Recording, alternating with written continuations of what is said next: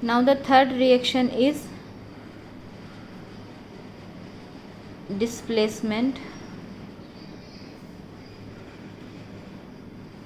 Reaction. Displacement reaction के अंदर क्या होगा, डिस्प्लेस यानी अपनी जगह से चेंज होना। इसके अंदर क्या होगा कि जो भी रिएक्टेंट होंगे ना, जैसे मान लो ए बी और एक रिएक्टेंट है सी है, तो इसके अंदर क्या होगा कि एक रिएक्टेंट जो है वो दूसरे से जाकर के मिल जाएगा, यानी ए जो है वो सी के साथ मिल जाएगा, कंबाइन हो जाएगा, और बी अकेला हो जाएगा, यानी अपनी प्लेस चेंज कर लेंगे। इनके एटम्स जो है वो अपनी प्लेस को चेंज करते हैं। इसे हम कहते हैं डिस्प्लेसमेंट रिएक्शन। ठीक है, डिस्प्लेसमेंट रिएक्शन के अंदर क्या होता है, एक के एटम निकल करके दूसरे के साथ में जुड़ जाता है। ये होता है सिंगल डिस्प्लेसमेंट भी कह सकते हैं। आगे हम इसका एक और एग्जांपल पढ़ेंगे, डबल डिस्प्लेसमेंट भी। सबसे पहले हम यहाँ पर इसको डिस्प्लेसमेंट रिएक्शन को समझ लेते हैं। जैसे मान लो कि हमने एक लिया कॉपर सल्फेट लिया और उसके साथ हमने ले लिया आयरन। कॉपर सल्फेट और आयरन ले लिया हम लोगों ने, तो कॉपर जो है और फेरस, इन दोनों के अंदर चेंज क्यों होंगे, क्योंकि कॉपर जो है उससे फेरस ज़्यादा रिएक्टिव है। तो फेरस जो है कॉपर को यहाँ से डिस्प्लेस कर देगा और इसकी जगह खुद ले लेगा और फेरस सल्फेट बना लेगा और कॉपर जो है वो अलग से हो जाएगा।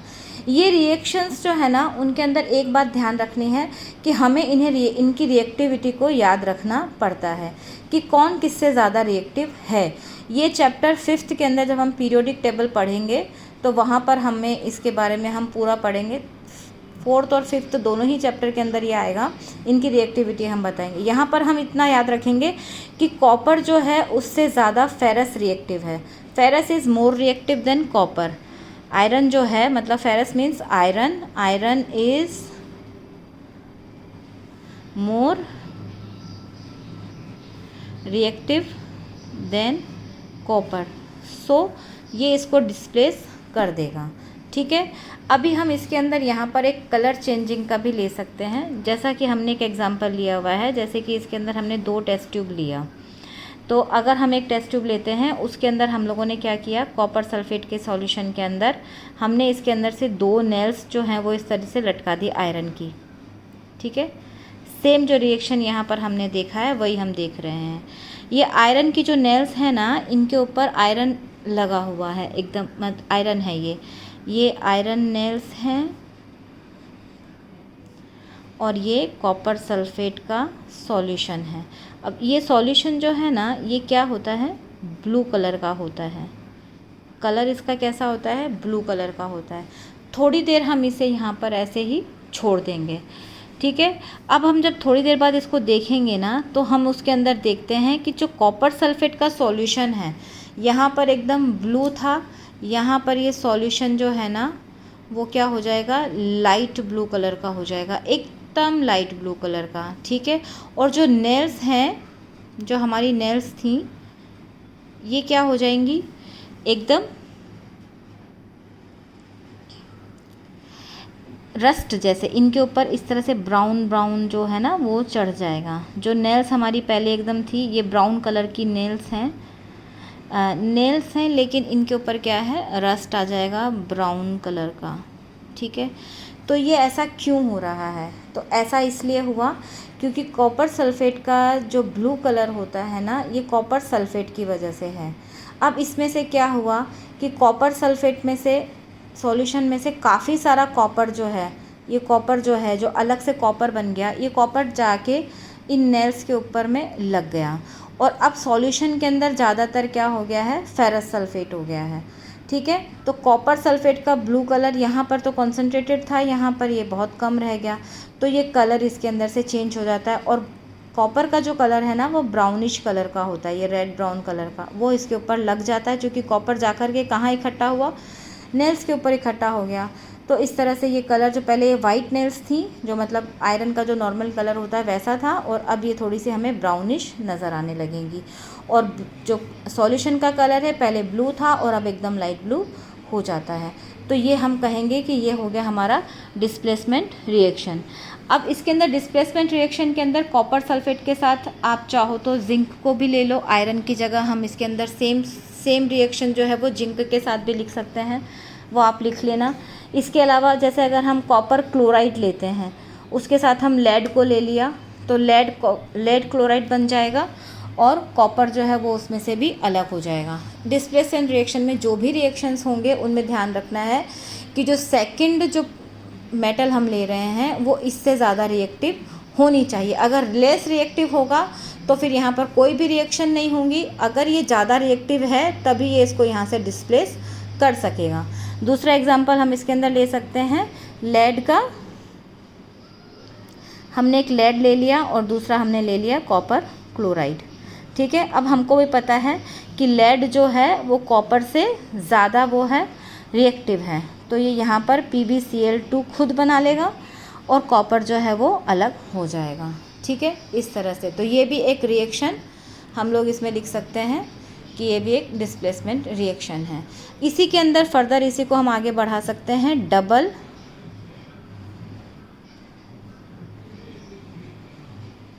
Displacement reaction. यहाँ पर क्या हुआ था, प्रोडक्ट जो है उसमें से एक का एटम निकल करके दूसरे के साथ में जुड़ जाता है। अभी हमारे पास अगर कोई रिएक्टेंट हो A, B और दूसरा है हमारे पास C, D, तो A जो है वो इसके C के साथ रिएक्शन कर लेगा, B जो है वो D के साथ रिएक्शन कर लेगा, तो हमारा बन जाएगा AC + BD।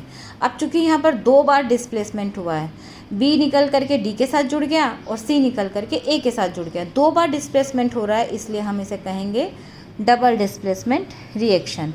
इसके अंदर आपको बहुत सारे एग्जांपल लिख सकते हैं आप। यहाँ पर हमें भी एक एग्जांपल दे देते हैं Na2SO4, जिसे हम कहेंगे सोडियम सल्फेट, प्लस दूसरा है हमारे पास बेरियम क्लोराइड।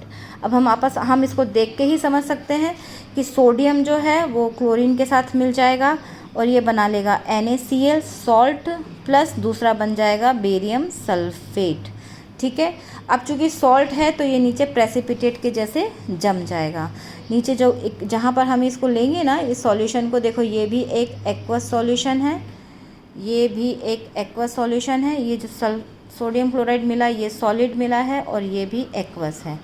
तो यहाँ पर जो प्रेसिपिटेट जो टेस्ट ट्यूब होगा ना उसके अंदर जहाँ पर हमने ये मिलाया हुआ है वहाँ पर नीचे हमें वाइट कलर का जमा हुआ NaCl मिलेगा, सॉलिड, चूँकि ये सॉलिड है, ठीक है।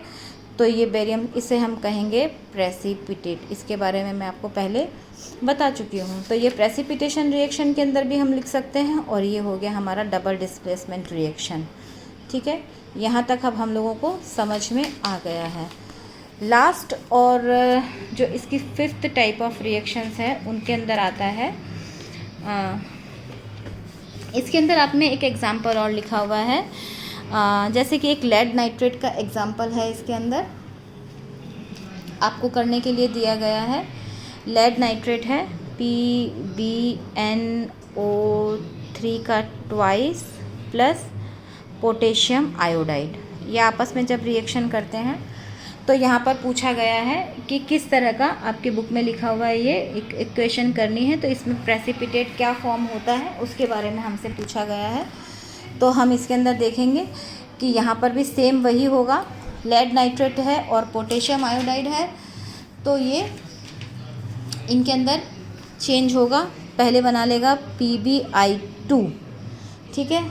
यहाँ पर ये दोनों थे एक्वस,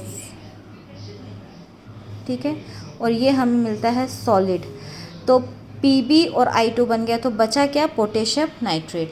तो KNO3 का भी एक पोटेशियम नाइट्रेट ये बन जाता है, ठीक है। ये KI2 और ये वाला, इसको हम कर लेते हैं, ये हो गया हमारा बैलेंस इक्वेशन, ठीक है। अब ये जो PpI2 है ना, ये येलो कलर का प्रेसिपिटेट के रूप में हमें नीचे टेस्ट ट्यूब में मिलता है ये, तो ये हो गया येलो प्रेसिपिटेट। इस इक्वेशन में हम लिख सकते हैं डबल डिस्प्लेसमेंट है, इसके अंदर ये एक्वस सॉल्यूशन थे, कलरलेस थे ये, ठीक है, और ये आ गया यहाँ पर येलो प्रेसिपिटेट। ये हो गया हमारा डबल डिस्प्लेसमेंट। अब इसका जो लास्ट है वो है ऑक्सीडेशन एंड रिडक्शन रिएक्शन। ये रिएक्शन एक ही है, जहाँ ऑक्सीडेशन होता है वहाँ पर किसी न किसी का रिडक्शन भी होता है। ठीक है, ऑक्सीडेशन का मतलब क्या है कि किसी के भी एलिमेंट के साथ जा कर के ऑक्सीजन का कंबाइंड होना। जैसे कि यहाँ पर हमारे पास एक रिएक्टेंट ए है, इसके साथ ऑक्सीजन है और ये जा कर के उसके साथ मिल कर के बना लेगा AO, यानी इसके साथ ऑक्सीजन का जुड़ना। एशन, ऑक्सीडेशन, एशन का मीन्स एडिशन। ठीक है, तो A+O AO बन गया, ये हो गया हमारा ऑक्सीडेशन का रिएक्शन। इसके अंदर हम इसको इस तरीके से लिख सकते हैं। अब जैसे इसके अंदर बहुत सारे एग्जांपल हम ले सकते हैं, जैसे कि सबसे पहले हम ले सकते हैं कि कॉपर है, उसका ऑक्सीजन के साथ रिडक्शन होता है, ऑक्सीडेशन होता है और वो बना लेता है कॉपर डाइऑक्साइड। ठीक है, तो इस कॉपर के अंदर ऑक्सीजन का जुड़ना क्या बनाया है, कॉपर ऑक्साइड। इसको भी हम बराबर कर लेते हैं, ये हो गया हमारी बैलेंस इक्वेशन। तो कॉपर है, ऑक्सीजन के साथ जुड़ा, कॉपर डाइऑक्साइड बनाया, इसको हम कहेंगे ऑक्सीडेशन का रिएक्शन। ठीक है, इसको प्रोसेस को होने के लिए हमें हीट देना पड़ता है। अभी ये कॉपर ऑक्साइड जो बना है हमारा, अगर हम इसको फर्दर हाइड्रोजन के साथ करते हैं तो ये फिर से कॉपर प्लस H2O बना लेता है। ठीक है, कॉपर ऑक्साइड को अगर हम हाइड्रोजन के साथ हीट में रखें तो ये ऑक्सीजन जो है वो हाइड्रोजन के साथ निकल करके H2O बना लेगा और कॉपर अलग रह जाता है। अब इस रिएक्शन के अंदर देखो ऑक्सीडेशन भी हो रहा है और रिडक्शन भी हो रहा है। मैं इसको ऐसे कहूँगी कि कॉपर जो है यहाँ पर ऑक्साइड के साथ जुड़ा हुआ था और यहाँ पर ये कॉपर सिंगल रह गया, तो कॉपर का क्या हुआ है, रिडक्शन हुआ है। यहाँ पर निकलना, रिडक्शन, ऑक्सीजन एलिमिनेट हो गया।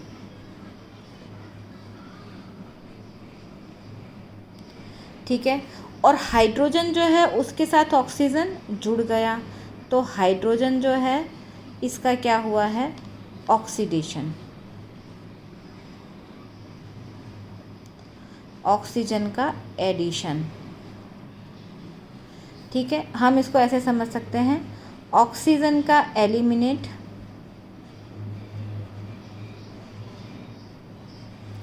और हाइड्रोजन का एडिशन, ये क्या कहलाता है, रिडक्शन। ठीक है, ऑक्सीजन का एडिशन और हाइड्रोजन का एलिमिनेशन अगर कहीं हो तो ये कहलाता है ऑक्सीडेशन। ठीक है, तो ऑक्सीजन और हाइड्रोजन को हम इस तरीके से यहाँ पर लिख सकते हैं कि एलिमिनेशन होना और एडिशन होना रिडक्शन है, ऑक्सीजन का एडिशन होना, हाइड्रोजन का एलिमिनेशन होना ऑक्सीडेशन कहलाता है। ठीक है, ये हो गया हमारा ऑक्सीडेशन और रिडक्शन की रिएक्शन। अब जिसकी प्रेजेंस में ये होते हैं उनको हम कहेंगे रिड्यूसिंग या ऑक्सीडाइजिंग एजेंट। अब जैसे इस पूरी इक्वेशन के अंदर हम ये समझते हैं कि कॉपर डाइऑक्साइड जो है, ठीक है, इसका क्या हुआ है, रिडक्शन हुआ है। इसको रिडक्शन करने वाला कौन है, हाइड्रोजन है। तो कॉपर डाइऑक्साइड के लिए हाइड्रोजन क्या है, एक रिड्यूसिंग एजेंट है। ठीक है, तो हम इसको लिख सकते हैं in this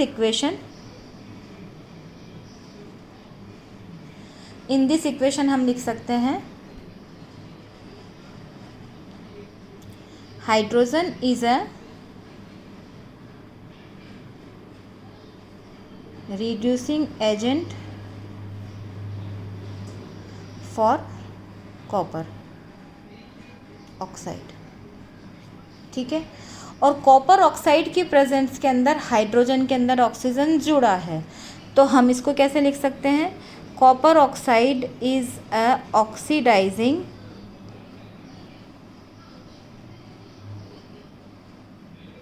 agent for hydrogen.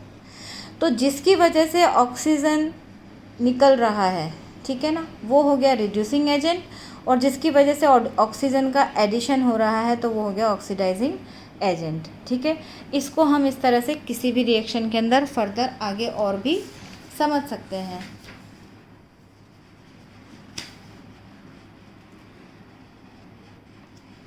अभी मैं आपको एक रिएक्शन यहाँ पर लिख के देती हूँ। जैसे मेरे पास एक है SO2 प्लस H2S। ठीक है, ये बना लेता है H2O प्लस 3S। ठीक है, अब देखो सल्फ़र डाइऑक्साइड है, इसके साथ सल्फ़र के साथ ऑक्सीजन जुड़ा हुआ था। अब यहाँ पर क्या हुआ है कि सल्फ़र जो है वो सिंगल रह गया है। ठीक है, तो सल्फ़र का क्या हुआ है, रिडक्शन हुआ है। H2S हाइड्रोजन सल्फाइड का क्या हुआ है, ऑक्सीडेशन हुआ है।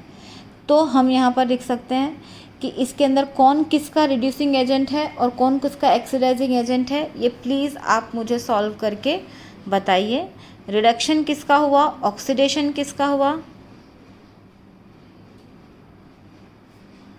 रिडक्शन किसका हुआ है, ऑक्सीडेशन किसका हुआ है, रिड्यूसिंग एजेंट कौन है और ऑक्सीडाइजिंग एजेंट कौन है, इस इक्वेशन से आप मुझे बताइएगा। ठीक है, ये आपका टास्क है।